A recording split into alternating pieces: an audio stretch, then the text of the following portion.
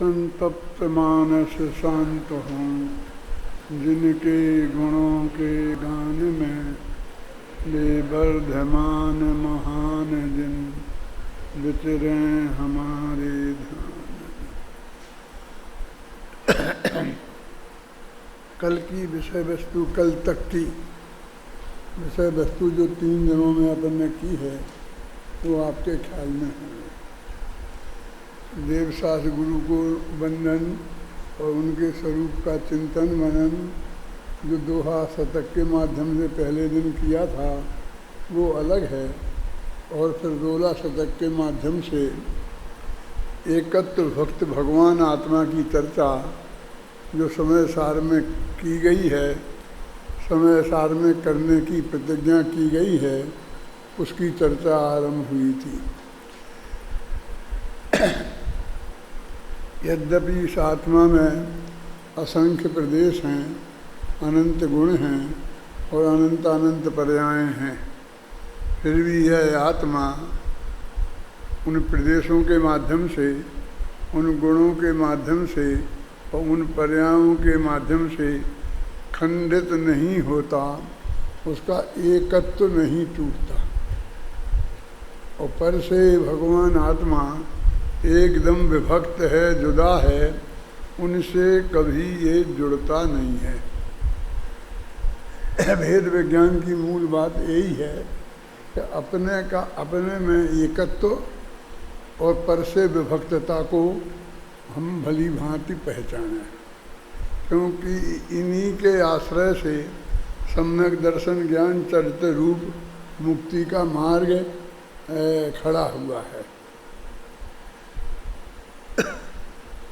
अपने एकत्व में अपनापन, उसका नाम सम्यक दर्शन है। अपना जो त्रिकाली ध्रुव भगवान आत्मा है, ये जो एकत्व बताया ना, ये परम शुद्ध निश्चय नय का विषयभूत भगवान आत्मा है। यही ध्यान का ध्येय है और यही सिद्धांत का सिद्धेय है, माने अपनापन स्थापित करने लायक है। इसमें आप पढ़ेंगे अभी तो कई जगह कई प्रकार से सम्यक दर्शन ज्ञान चारित्र की परिभाषा आएगी। तो बार बार क्यों आ रही है? तो हमने कहा इसका स्वरूप बता रहे ना, हम बार बार उसका स्वरूप स्पष्ट कर रहे हैं। यद्यपि बार बार लगभग वही शब्दावली आएगी, फिर भी कुछ ना कुछ उसमें अंतर होगा, हूबहू सही रिपीट नहीं है। वो कुछ अंतर जो है उसकी वजह से वो बार बार आती है।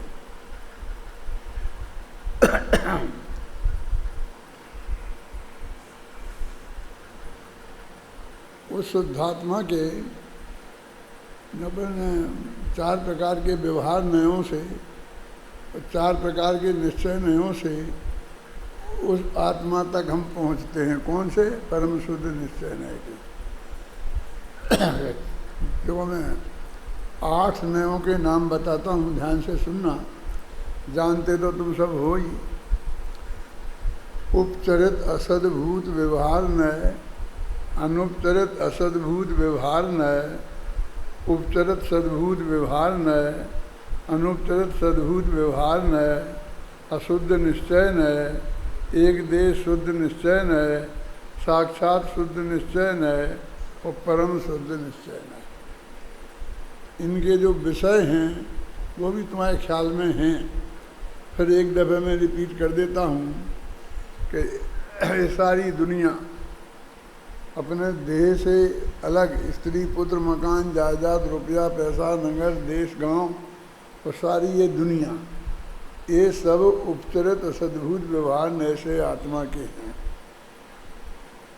और ये नए असत्यार्थ है, इसलिए ये अपने नहीं हैं। पर ये शरीर अपना है, ये अनुपचरित सद्भूत व्यवहार नय से, और ये असत्यार्थ है, इसलिए ये अपना नहीं है। फिर राग देश के परिणाम अपने हैं क्योंकि वे अपनी पर्याय हैं। ये उपचरित सद्भूत व्यवहार में से है। और आत्मा में ज्ञान दर्शन और चारित्र और अनंत गुणों के भेद ये अपने हैं, ये साक्षात शुद्ध निश्चय में से अपने हैं। और एक कोई अपने नहीं है। ये सात में बताए ना, सातों में से एक कोई अपने नहीं है। अपना भगवान आत्मा इन सबसे भिन्न है, उसका नाम है परम शुद्ध निश्चय में। तो उस परम शुद्ध निश्चय का विषय कहो और उसी में हमें अपनापन स्थापित करना है, इसीलिए वो दृष्टि का विषय है। परम शुद्ध निश्चय का विषय है, इसलिए ज्ञान का विषय है। और उसमें अपनापन स्थापित करना है, इसलिए दृष्टि का विषय है। और उसी में जमना रमना है, इसलिए ध्यान का विषय है। ध्यान माने चारित्र, संयम और ध्यान, यही चारित्र हैं। अब इस तरह से दशम दशम ज्ञान चरित्र तक आ गए। इन 8 में हम बिल्कुल ये सारी दुनिया से लेकर, सारा लोकालोक अपना है, यहाँ से लेकर और एक त्रिकाली ध्रुव भगवान आत्मा तक पहुँच जाते हैं, इनकी सीढ़ियाँ चढ़ते चढ़ते। ये बात इसमें यहाँ तक बताई गई, जो आपको 3 दिन के व्याख्यान में बात बताई, वो ये बात बताई। इसके बाद ये बात स्पष्ट की कि वो जो सबसे पहला नय है, कौन बोलो? हाँ, उपचरित असद्भूत व्यवहार। उपचरित तो इसलिए कि वो अपना वास्तविक नहीं है, मात्र उपचार है। असद्भूत इसलिए कि वो अपना है ही नहीं। व्यवहार नय इसलिए क्योंकि वो अपना कहा जाता है। और नय इसलिए क्योंकि वो सम्यक ज्ञान का अंश है। ये चारों जो चीज़ें हैं वो सार्थक हैं, वैसे ही नहीं कह दी हैं। जैसे बोलते हैं ना, हुकुमचंद, भारिल, जैन, शास्त्री, बापू नगर, जयपुर, तो इतना लंबा की ज़रूरत क्या है? हुकुमचंद इतना पर्याप्त नहीं है। तो कहते भाई साहब ज़रूरत इसलिए है कि एक एक चीज़ एक एक बात बता रही है। हुकुमचंद नाम बता रहा है, भारिल गोत्र बता रहा है, तो जैन धर्म कौन सा है ये बता रहा है, बापू नगर इस स्थान को बता रहा है, और ये स्थान जयपुर में है ये बता रहा है। और यदि अमेरिका में हुए तो इंडिया और साथ में लिखेंगे, इंडिया ये देश बता रहा है। तो एक एक पद एक एक अर्थ को सार्थक है। उपचरित, असद्भूत, व्यवहार और नय, ये 4 शब्द हैं, वो सार्थक हैं। फिर अनुपचरित माने उपचार नहीं, इसलिए अनुपचरित। व्यवहार है इसलिए व्यवहार। सद्भूत है वास्तव में, इसलिए सद्भूत। और ज्ञान का भेद है इसलिए नय। उपचरित सद्भूत, अनुपचरित सद्भूत व्यवहार में। ऐसे ही उसमें भी लगाना। अब ये एक एक के नयों की सार्थकता बहुत है, फिर तो पूरा नए चक्र है। और जो आपने जिनने पढ़ा है उनने पढ़ा है, और जिनने नहीं पढ़ा है वे अब पढ़ेंगे। उनको अभी 1-2 मिनट में पढ़ाया नहीं जा सकता, और जिनने पढ़ा है उनको इतना कहने से वो सब बात उनके ख्याल में आ गई होगी। अब हम इन नयों से, सारी दुनिया से अपने को हटाते हुए वो परम शुद्ध निश्चय के विषय भूत भगवान आत्मा तक ले गए। अब कहते वही मैं हूँ, ऐसी दृढ़ प्रतीति उसमें जो अपनापन स्थापित हुआ, उसका नाम सम्यक दर्शन। और उसको ही निज रूप जाना, इसका नाम सम्यक ज्ञान। और उसको जानते रहे, इसका नाम ध्यान, चारित्र, सम्यक चारित्र। तो एक बिल्कुल आत्मा के आश्रय से है, और एकदम कम से कम समझने में तो एकदम सहज और सरल हो गया। अभी अपने 8 दिन पूरे होंगे तब तक ये करने में भी सरल हो जाएगा। करने में सरल हो जाएगा आपकी समझ में। जीवन में कब होगा? वो काल अवधि आने पर होगा, 5 संवाद आने पर होगा, तो वो बहुत बातें और अलग हैं, लेकिन समझ में तो आ जाएगा। अब वो क्या कहते हैं कि जिन चीज़ों को अपन ने बताया ना, तो उपचरित सद्भूत व्यवहार न से ये अपन हैं, ये एकत्व हुआ। अपन इनके स्वामी हैं, ये स्वामित्व हुआ। अपन इनके कर्ता हैं, एक कर्तृत्व हुआ। और अपन इनके भोक्ता हैं, ये भोक्तृत्व हुआ। और अपन इसके ज्ञाता हैं, ये ज्ञातृत्व हुआ। 5 चीजें हो गई। ऐसा समझ लो कि मैं तुमको 3 दिन का पाठ सुना रहा हूं, अत्यंत सहज और सरल भाषा में।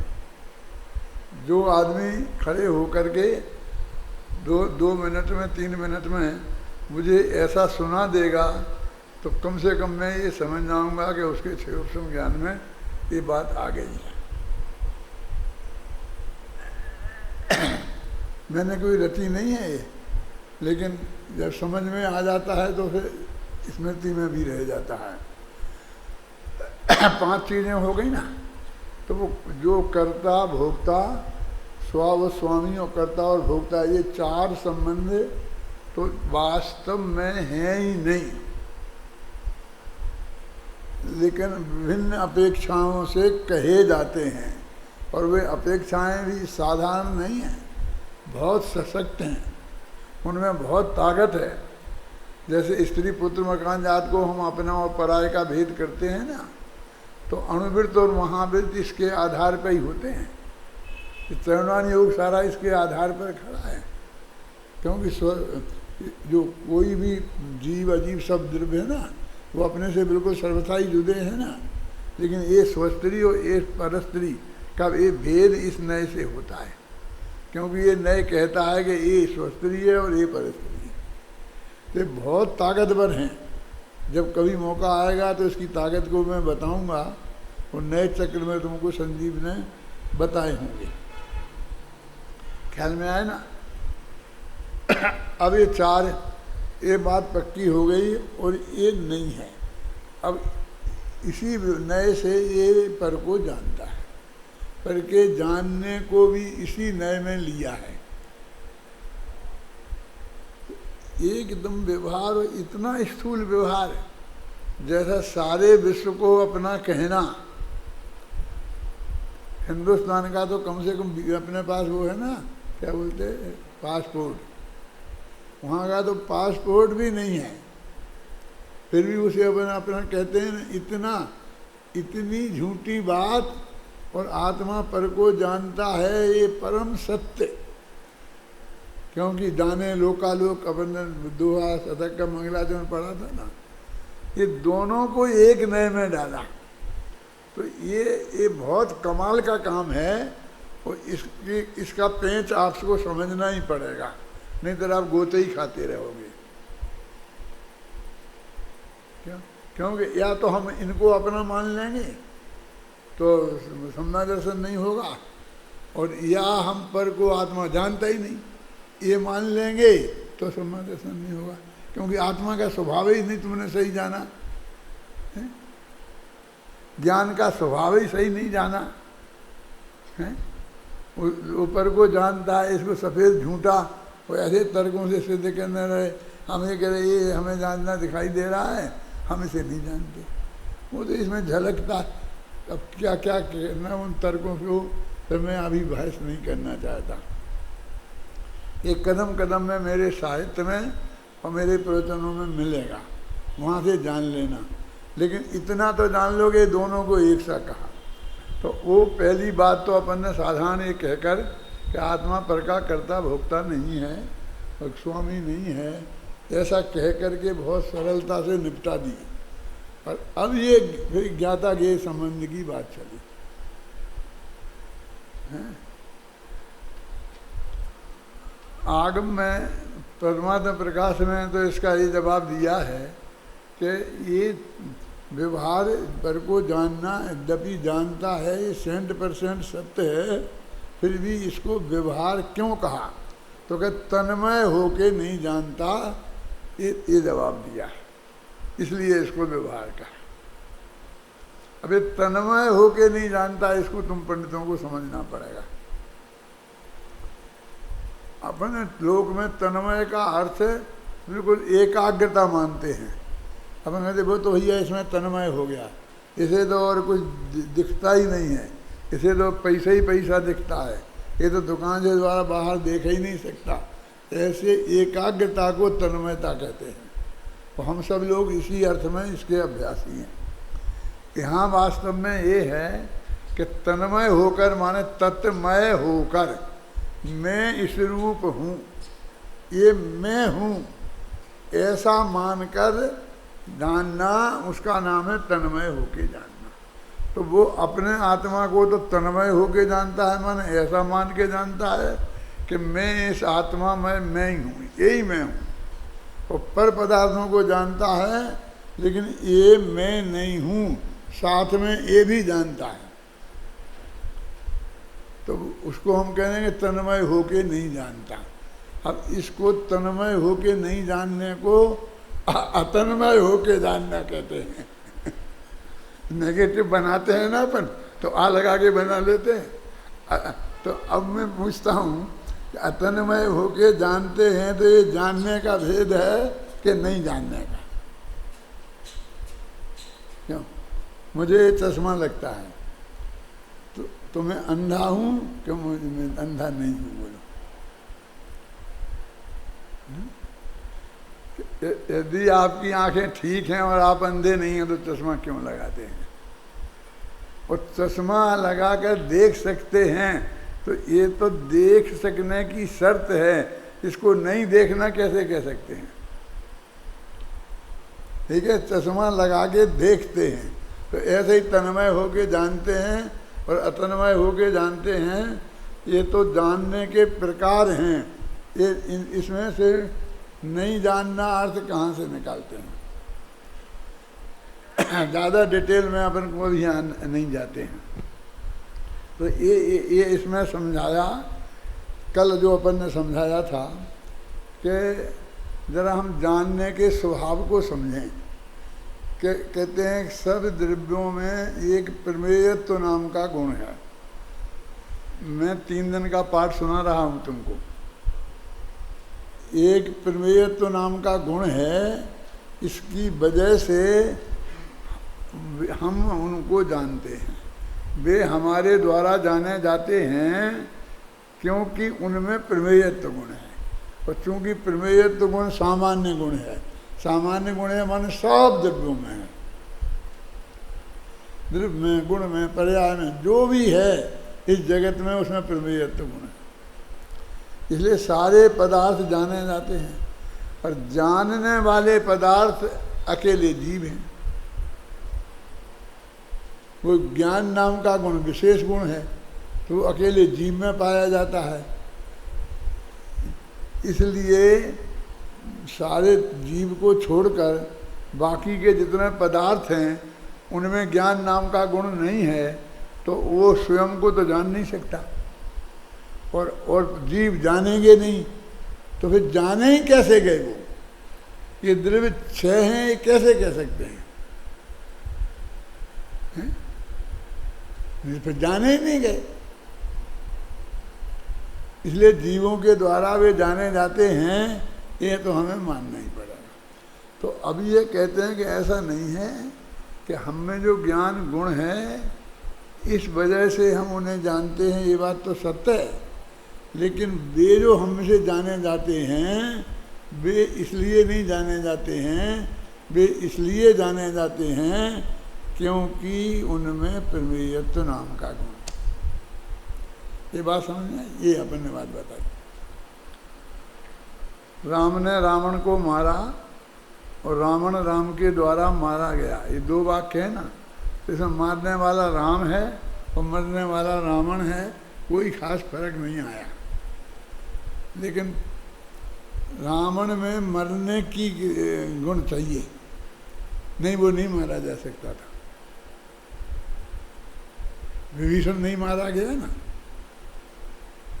राम में मारने की ताकत थी, इससे रावण नहीं मरा।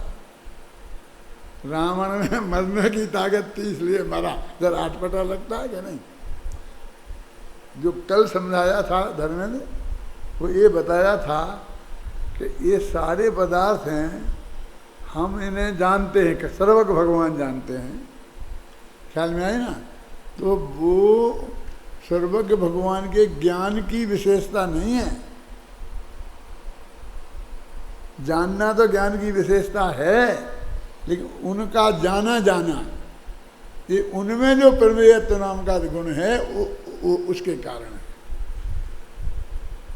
अब तुमको लगता है व्यर्थ की व्यायाम है लेकिन करनी पड़ेगी। व्यायाम तो सब व्यर्थ की ही होती है, उससे कुछ काम थोड़ी होता है तुम्हारा। तुम घर पे बैठ के व्यायाम करते हो, उसके पैसा मिलते हैं तुम्हें, समझे ना। वो तो श्रम तो, वो काम तो बिना काम का ही काम करना पड़ता है, लेकिन स्वस्थ रहने के लिए जरूरी है ना। तो कहते इससे ये समझ लो तुम कि सारी जीव, सारे द्रव्य प्रमेयत्व गुण के द्वारा जाने जाते हैं। वे प्रमेयत्व गुण के द्वारा जाने जाते हैं और ज्ञान उन्हें जानता है। ये दोनों बातें चाहिए। अब अपन कहने में उपेक्षा कर दें, प्रमेयत्व गुण की उपेक्षा ज़्यादातर व्यवहार में होती है ना, आत्मा ने जाना, आत्मा ने जाना, बस कर जाए। ये इस पे ध्यान दिलाकर ये बताया है कि वे जाने जाते हैं और आत्मा जानता है। फिर कहा कि आत्मा तो जानने वाला गुण है, ज्ञान वाला द्रव्य है, और वे अज्ञान वाले गुण हैं। ये ज्ञान चेतना वाला गुण है और वो अज्ञान चेतना वाले गुण हैं। तो ये कहते हैं कि जीव द्रव्य ज्ञान वाले हैं, लेकिन उनमें वो प्रमेयत्व नाम का गुण है, इसकी वजह से वे जाने जाते हैं। तो उनमें वो प्रमेयत्व गुण नहीं होता तो वे जाने नहीं जाते।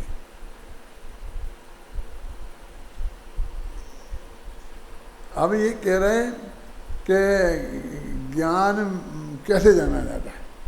तो कहते ज्ञान से नहीं जाना जाता है, ज्ञान से तो जानता है वो, लेकिन उसमें भी एक प्रमेयत्व नाम का गुण है, इससे वो जाना जाता है। जानता कौन है? वो स्वयं भी हो सकता है जानने वाला, और जानने में आने वाला भी वही, और दूसरों के द्वारा भी जाना जा सकता है। ये है ना, ये वो शक्ति है एक ऐसी, क्या प्रमेयत्व प्रमेयत्व ऐसी शक्ति है ना, कि जो स्वयं को जानता है, स्वयं को जानता है, पर को जानता है। पर पदार्थ स्वयं को जानते हैं और अपन को जानते हैं। तो ऐसी ज्ञान में ज्ञान गुण, आत्मा में ज्ञान गुण है इसलिए वो जानता है, और प्रमेयत्व गुण है इसलिए वो आत्मा जाना जाता है। पर पदार्थों में ज्ञान गुण नहीं है इसलिए वे नहीं जानते हैं, और उनमें प्रमेयत्व गुण है इसलिए वे जाने जाते हैं। किनके द्वारा? कि जो ज्ञान गुण वाले हैं उनके द्वारा। कि सब सर्वज्ञ जानते हैं, हम तो नहीं जानते हैं सबको। भाई हमारे और तुम्हारी बात नहीं है, ये तो जीव के ज्ञान स्वभाव की बात चल रही है, आत्मा के स्वभाव की बात चल रही है। तो स्वभाव तो सबका एक सही है ना, एक ही है ना। तो एक कल बताया था। अब उसमें आ गया ना कि वो चेतना, वो कहते चेतना क्या है? जो आत्मा में है और पर में नहीं है। कि आत्मा में वो चेतना नाम का गुण है। देखो, ज्ञान दर्शन इन दोनों को चेतन कहते हैं। धवल में तो उसे चेतना ही शब्द से कहा हुआ है। तो चेतना माने ज्ञान दर्शन, जानना, जानना देखना। तो वो चेतना आत्मा में है, इतनी नक्की हो गई। तो वो अभी अपन ने पर तो द्रव्य छोड़ दिए, उनमें प्रमेयत्व गुण है इसलिए वे जाने जाते हैं, बात यहाँ खत्म। और कोई संबंध नहीं है, न एकत्व का है, न ममत्व का है, न कर्तृत्व का है, न भोक्तृत्व है, तो और कोई संबंध नहीं है। नास्ति सर्वोपि संबंधो परद्रव्यात्म तत्वयो, है ना, कोई संबंध नहीं है, सिर्फ ज्ञाता के संबंध है। मेरे बहुत पुराने प्रवचनों में भी अब ये बात मिलेगी। फिर एक ज्ञाता के संबंध को संबंध नहीं है भी कहते हैं। कोई संबंध क्या नहीं है, ऐसा क्यों कह दिया? जब ज्ञाता के संबंध है तो फिर नहीं है क्यों कह दिया?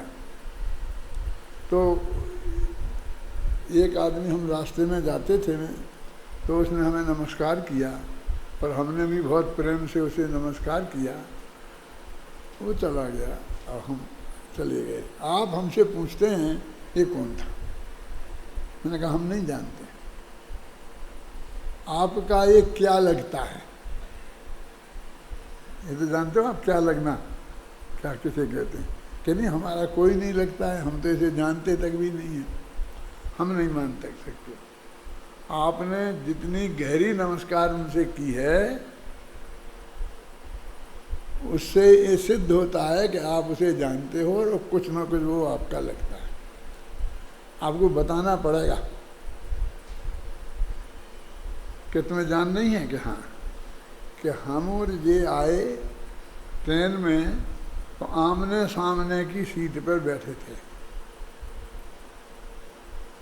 तो जो भी हम 8 घंटे की यात्रा थी तो ये 8 घंटे तक लगातार हमें देखते रहे, क्योंकि हम सामने की सीट पे थे और हम इन्हें देखते रहे। ये संबंध है। बोलो आप मानने को तैयार हो कि है ये संबंध? देखो पंडित जी, इस तरकीब से काम नहीं चलेगा, बताओ सच्चा क्या संबंध है? कि भाई ये संबंध है कि ये हमें जानते रहे, हमें कि ये संबंध हम उनको संबंध नहीं मानते। तो देखो, देखते जानते रहने को जगत संबंध नहीं मानता, तो एक नहीं मानना का हो गया। और ज्ञाता गे तो नाम ही संबंध का है ना, कि वो गे बने रहे और हम जानने वाले बने रहे, आंखें खुली रही तो ये हमें दिखते रहे। तो ये ज्ञाता गे संबंध को शास्त्रों में भी संबंध भी कहा है और संबंध नहीं भी कहा है। वो कर्ता कर्म संबंध को तो कर्म कहा ही है, इसलिए उसका सर्वथा निषेध किया और इसमें हमने अपेक्षा लगाई। इन दोनों का अंतर तो हमें सामना पड़ेगा। ये मुझे इतना याद है कि मैं 60 बरस से लगातार बोल रहा हूँ। अब आजकल कम बोला होगा तो तुम लोगों ने शायद नहीं सुना होगा, क्योंकि पहले मैं बहुत एक बोल के इस बात को समझाता था। अब ये ज्ञाता के संबंध है जानने का, तो उसकी चर्चा शुरू हो रही है। और उसके लिए अपन ने प्रमेयत्व गुण की बात बताई कि इस टाइप का संबंध है। उनमें प्रमेयत्व नाम का धर्म है और अपने में ज्ञान नाम का धर्म है, इसलिए दोनों एक दूसरे के द्वारा हम जानते हैं और वो जानने में आते हैं। कि हम तुमसे कैसे जानने में आते हो?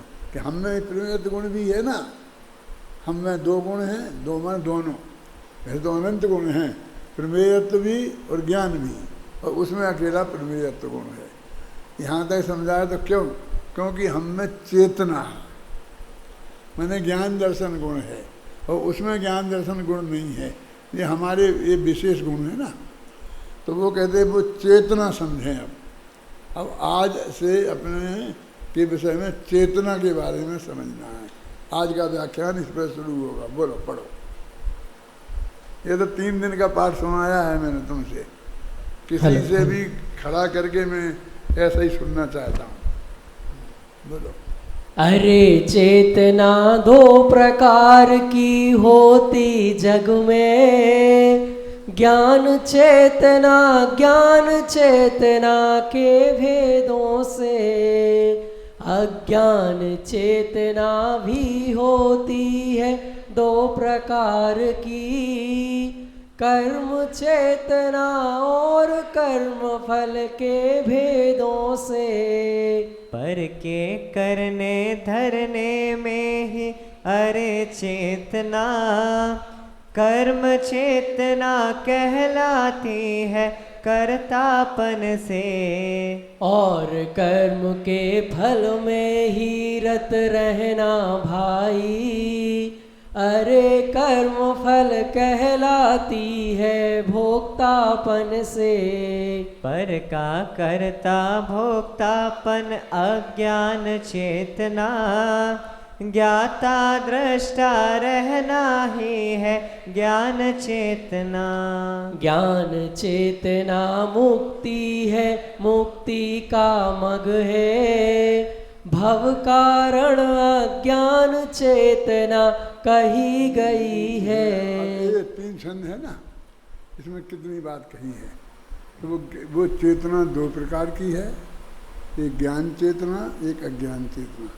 अज्ञान चेतना भी ज्ञान चेतना का भेद है, जो अचेतना नहीं है ना, जिसमें ज्ञान जीव कोई दोनों होती हैं। ज्ञानी जीव को ज्ञान चेतना, अज्ञानी जीव को अज्ञान चेतना। लेकिन अज्ञानी जीव में ज्ञान नहीं होता ऐसा नहीं है, गलत ज्ञान होता है, समझ गए ना, ऐसा है। इसलिए कहते हैं ज्ञान चेतना और अज्ञान चेतना। अब अज्ञान चेतना भी 2 प्रकार की है, एक कर्म चेतना और एक कर्म फल चेतना। तो कुल चेतना 3 प्रकार की हो गई, कर्म चेतना, कर्म फल चेतना और ज्ञान चेतना। फिर यहाँ अज्ञान चेतना नहीं कहेंगे हम, क्योंकि हम दोनों उसके भेद ले लिए ना। अब ये तीनों की परिभाषा इसे बहुत सरल भाषा में समझाई गई है। क्या है वो? ये कहते हैं कर्म करने ही करने में चेतते रहना। चेतना तो समझते हो, जागृत रहना है ना। ये करना है, ये करना है, ये करना है, ये करना है। सुबह उठते ही जैसे कोई महिलाएं होती ना, तो उन्हें उठना है, जल्दी चाय बनाना है, ये करना है, ये करना। जो भी उन्हें काम करना होता है ना, वो उसके प्रति चेतती हैं ना, सचेत रहती हैं ना। तो वो कर्म करने करने में चेतना, ये करना, ये करना, अपने में स्वामी पर का भेद नहीं। अभी तो ज्ञान अज्ञान करेंगे जब बात करेंगे, अभी तो बस चेतना चेतना।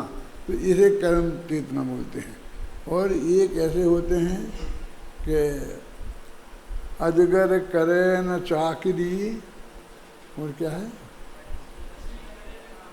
हैं? पंछी करे ना काम, हाँ, दास मलूका कह गए सबके दाता राम। अजगर चाकरी नहीं करे, पड़ा रहता है, आलस में पड़े रहते हैं। बस जब पंखा मड्डा कर देना, जब पंखा तेज कर देना, तो एसी चला देना। वे उस भोगने के प्रति चेतते रहते हैं। जो मिला खाते हैं, ये ठीक है, ये ठीक नहीं है। तो भोगने के प्रति ही चेतते रहना निरंतर, उसे बोलते हैं कर्म फल चेतना। कर्म के फल में चेतना। बहुत सरल भाषा में बता रहा हूँ, शास्त्रीय परिभाषाओं में तो मैं नहीं फंसा रहा हूँ। आगे वे भी बताऊंगा, लेकिन एकदम सीधी। आप जानते हैं असैनी पंचेंद्रिय तक निवोदिया से लेकर सब कर्म फल चेतना वाले होते हैं, कर्म चेतना वाले नहीं होते हैं। क्यों? ज्ञान चेतना तो है ही नहीं वहाँ।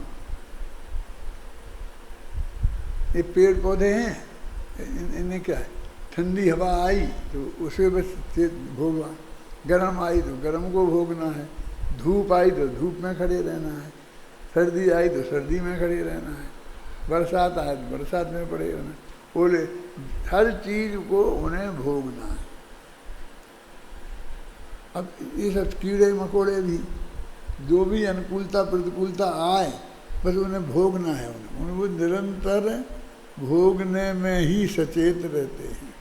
ये पशु हैं, निरंतर खाने खाने खाने खाने 24 घंटा खाते हैं, फिर भी पेट नहीं भरता है ना।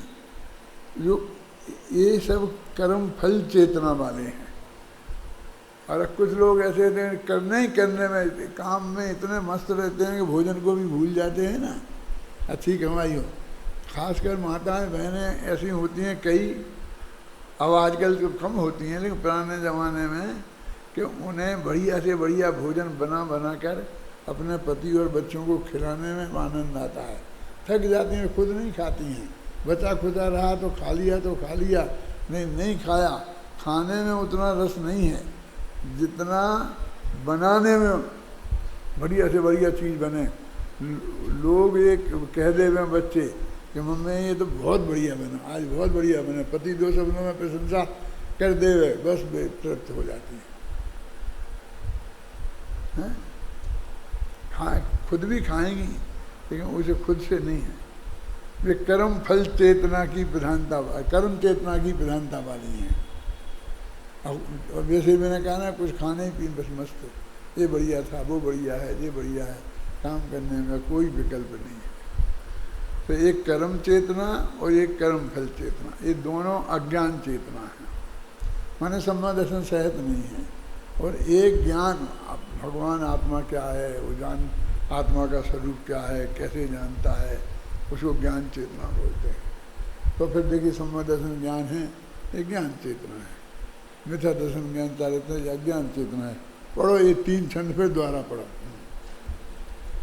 अरे चेतना 2 प्रकार की होती जग में, ज्ञान चेतना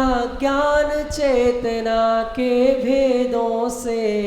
अज्ञान चेतना भी होती है 2 प्रकार की, कर्म चेतना और कर्म फल के भेदों से।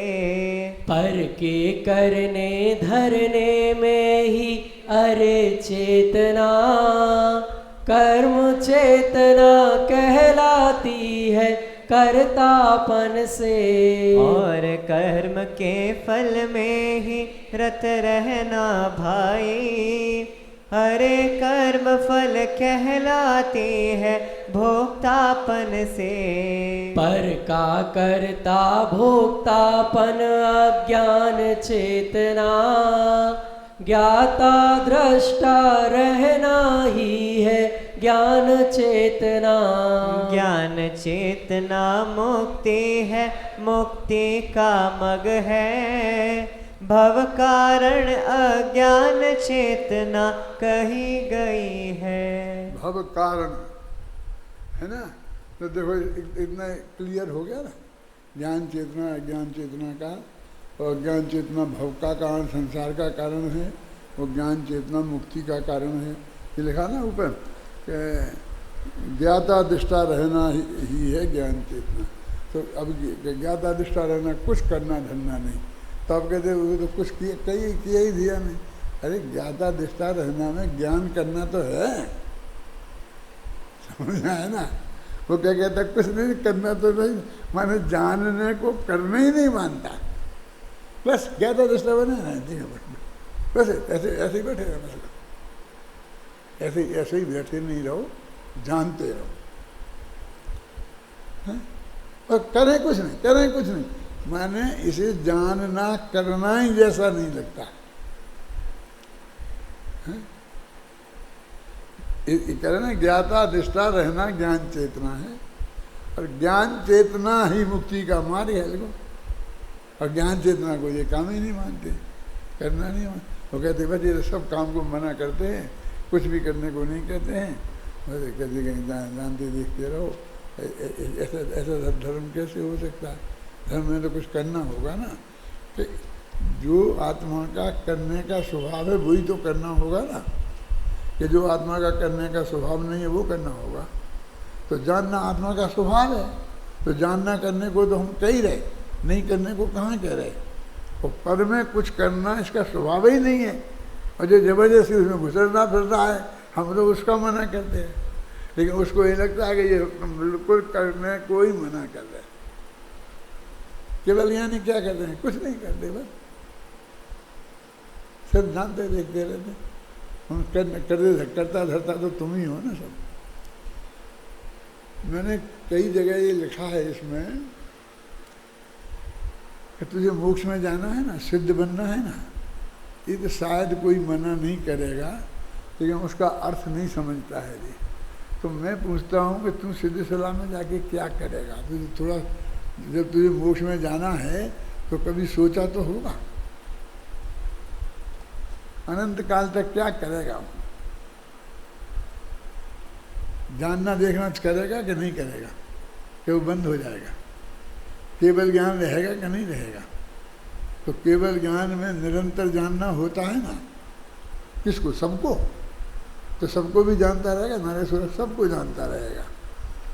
अब हमको मोक्ष जाना है, वो अनंत काल तक हम जानते देखते ही रहेंगे। अब ऐसे ही और कुछ नहीं करेंगे इस जगत का, किसी का, है ना। इतना तो मोटा मोटा तो समझते होगे ना तुम, पंडित लोग तो कम से कम समझते होगे ना। तो जब ऐसे रहना है तो कुछ समय यहाँ भी ऐसा रहना सीखो ना। कि नहीं साहब, वो तो ड्यूटी है, वो तो हमें करनी पड़ेगी। ठीक है, सुबह 10 बजे से 5 बजे तक ड्यूटी है तो उस वक्त करो। अब जब कोई ड्यूटी नहीं है कि नहीं घर पर रोटी बनाना खाना पीना, ये तो करना ही पड़ा, करो। अब बिल्कुल जाके अब पलंग पे लेट जाओ, सब जाओ, लाइट बुझा दो, अब कुछ करना नहीं रहा। अब तो कुछ मत करो ना, क्यों? उस वक्त भी जब तक जगता रहता है दुनियादारी के में ही पर के बारे में सोचता रहता है करने की। और सुबह उठते ही ये करना, वो करना, ये करना, महिलाएं उठते चाय बनाना, ये करना, मैंने करने ही करने में रहता ना। अब तुझे को मोक्ष में जाकर तो अनंत काल तक बिना किए रहना है।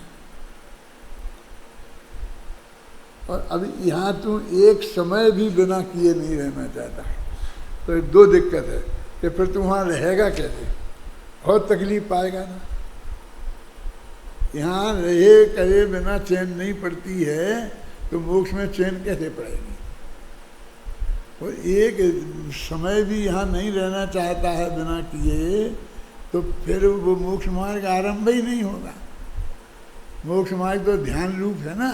वो ध्यान रूप माने सारा कर्तृत्व के निषेध पूर्वक अपने बस आत्मा को सहज भाव से जानना देखना, जिसमें माँ चिट्ठई माँ जमपई वो सब है कि नहीं? तो मोक्ष में भी नहीं जानने के अलावा कुछ नहीं करना है, और मोक्ष मार्ग में भी जानने के अलावा कुछ नहीं करना है। और तू जानने के अलावा कुछ नहीं करने के लिए तैयार नहीं है तो तुझे मोक्ष मार्ग में जाना नहीं है। तो मोक्ष के मार्ग में नहीं जाएगा तो मोक्ष में कैसे पहुंचेगा? संसार के मार्ग में जाएगा तो संसार में ही जाएगा। बहुत बढ़िया कुछ छंद हैं, तुम सुना सकते हो? हाँ, 55 नंबर 56 नंबर छंद है। हाँ। मुक्ति में तो अनंत काल तक सहज रहोगे, मुक्ति मार्ग में भी तुम क्यों व्याकुल होते हो? आकुलता व्याकुलता तो केवल दुखमय है, वह मुक्ति मार्ग में कैसे हो सकती है? मुक्ति और मुक्ति मग दोनों ही सुखमय है, और भगवान आत्मा भी आनंद स्वभावी। अरे ज्ञान का पिंड और सुख कंद आत्मा, अनंत गुणों का गोडाउन भगवान आत्मा।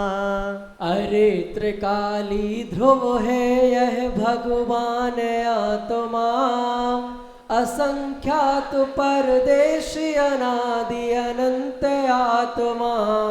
इसके ही आश्रय से मुक्ति मार्ग पनपता, इसका दर्शन ज्ञान चरित मुक्ति मार्ग है। दर्शन ज्ञान चरण की पूर्णता मुक्ति है, शांत निराकुल भाव निरंतर ही रहता है। सहज भाव ही मुक्ति का सच्चा स्वरूप है, असहजता तो सदा अरे संसार रूप है। अरे अशुद्धि तो आश्रव है बंद रूप है। शुद्धि की उत्पत्ति को संबर कहते हैं। और शुद्धि की वृद्धि तो निर्जरा तत्व है। और शुद्धि की पूर्णता को मोक्ष कहा है। आनंद का रस कंद ज्ञान का पिंड मोक्ष है। अनंत वीर का धनी चंड पर चंड मोक्ष है। अरे अनंतानंत गुणों का पिंड मोक्ष यह है। साधे फिर भी रहे अनंतानंत काल तक। यह सब होगा सहज एकदम सहज समझ लो। मुक्ति का तो मार्ग एकदम सहज सरल है। जब तक तुम ना हुए सहज तब तक ही समझो। तब तक गोते खाते रहना भवसागर में। भवसागर में गोते खाना इष्ट नहीं हो तो तुम सभी परिणमन को ही सहज समझ लो। अरे आज तक कुछ भी असहज नहीं हुआ है। जो कुछ होता सभी सहज ही तो होता है। 24 तीर्थंकर का यह कथन समझ लो। 100 इंद्रों की उपस्थिति में कहा गया है। जिन वाणी में जगह जगह पर यह फरमाया। आँख खोल कर देखो तो सब जगह मिलेगा। काल लब्धि के आने पर ही हाथ लगेगा। और 5 समवायों के बिन काम न होगा। एक बार तुम निर्विकल्प हो करके भाई। सहज भाव से स्वयं समझ करके तो देखो। मुक्ति मार्ग में आए तो भी बोझा लेकर। क्रिया कांड का बोझा माथे पर धारण कर। सारे जग की सभी समस्याएं ढो ढो कर। मरे जहाँ रहे अरे निरंतर चिंतित होकर। इस जग की तुम केवल चिंता ही करते हो। कुछ भी करना अरे किसी का शक्य नहीं है। जग की चिंता छोड़ बंधु अपने में आओ। अपने में ही जमो रमो अपने को ध्याओ। सदाचार से रहो शुद्ध सात्विक भोज। बिल्कुल क्लियर लिखा है। सारा माथा पे बोझा लोग के ढोके आए हो। वो मरे जा रहे हो, कुछ करते नहीं हो। वास्तव में हमारी अनंत काल तक जैसी दशा में रहना है मार्ग भी वैसा ही होगा ना। और एक क्षण को नहीं हो कर पाते हैं उस असली अवस्था को। हम कैसे मोक्ष में पहुँचेंगे? ये तो सचमुच है। मैं तो पढ़ता हूँ ना तो मेरे से रोका ही नहीं जाता है। तो तुमको लगता है जी पढ़वाए जा रहे। यदि तुम्हारा उसका भाव पके तो तुमको भी यही लगे कि बंद करके क्या किया, चलने दो। असली चीज़ बिल्कुल क्लाइमेक्स पे आती है और तुम्हें वहाँ बंद करने की पड़ती है। मुझे कल तो ऐसा विकल्प आया था, शायद मैं तेरे से कहा भी था कि अपन जाएं और शुरू कर दें और बस चलने दें और अंत तक चलने दें और ख़त्म कर दें प्रवचन। बस अंत तक पहुँच जाए। और ऐसा रोजाना करें। इसी एक कार्य अकेले का रोला शतक का कैसा होगा, कैसा लगेगा? तो मुझे लगा बहुत आनंद आएगा, बहुत अच्छा लगेगा, सबसे बढ़िया होगा। अब इस जगत में मुझे एक वोट भी नहीं मिलेगा जमानत जब्त हो जाएगी। है? लेकिन सचमुच मुझे बहुत तीव्रता से ये विकल्प आया कि अपन जाएं और शुरू कर दें और चलते। क्यों कि वो इतना सरल है कि एक एक पंक्ति का भाव खुलता जाता है, तो इसलिए समझाने की तो जरूरत पर महसूस नहीं होती। क्या समझाएं, और बात खुलते खुलते पूरे मोक्ष तक ले जाते हैं। सब निश्चय व्यवहार सब आ जाता है, कुछ बचता नहीं है। अभी अपन इसको वहाँ तक पहुँच पाएंगे कि नहीं पहुँच पाएंगे, ये चेतना को मैं आज यहीं ख़त्म करता हूँ। तो इस चेतना के बाद वो अपन 5-6 का छंद पढ़ चुके थे। कौन से? तन रूपी मंदिर में है भगवान आत्मा, तन जड़ है पर चेतन है भगवान आत्मा। यद्यपि वे हैं एक क्षेत्र अवगाही, किंतु फिर भी वे हैं पृथक पृथक जिन ऐसा कहते। रे परमात्म देव विराज मन मंदिर में, एवं आत्म देव विराजे तन मंदिर में। मन मंदिर के देव सातिशय पुण्य वधावे, तन मंदिर के देव हमें शिवपुर पहुँचावे। मन मंदिर के देव परम प्रिय परमात्म है, तन मंदिर का देव हमारा ही आत्म है। परमात्म के चरणों में अति भक्ति भाव से, करता हूँ मैं सत श्रद्धा के सुमन समर्पित। अपने में अपनेपन की महिमा अद्भुत है, अपने में अपनापन करता हूँ मैं अर्पित। अधिक कहूँ क्या है परमात्म निज आत्म में, अपनेपन से हो जाता हूँ पूर्ण समर्पित। भगवान की भक्ति कर रहे हैं। हे परमात्म, वो जो है ना मन में मंदिर में विराजा है, उस परमात्मा से कह रहे हैं कि मैं तो अपने आत्मा रूपी भगवान में समर्पित हो जाता हूँ। तो एक फिर अभी ये भेद विज्ञान का आरंभ होगा। एक छंद और है, बस एक छंद और पढ़ लो। स्वपर भेद विज्ञान धर्म का मूल तत्व है, इसे प्राप्त कर भव जीव निज आत्म पाते। निज आत्म में अपनापन स्थापित करवे, निज आत्म के ज्ञान ध्यान में स्थिर हो जाते।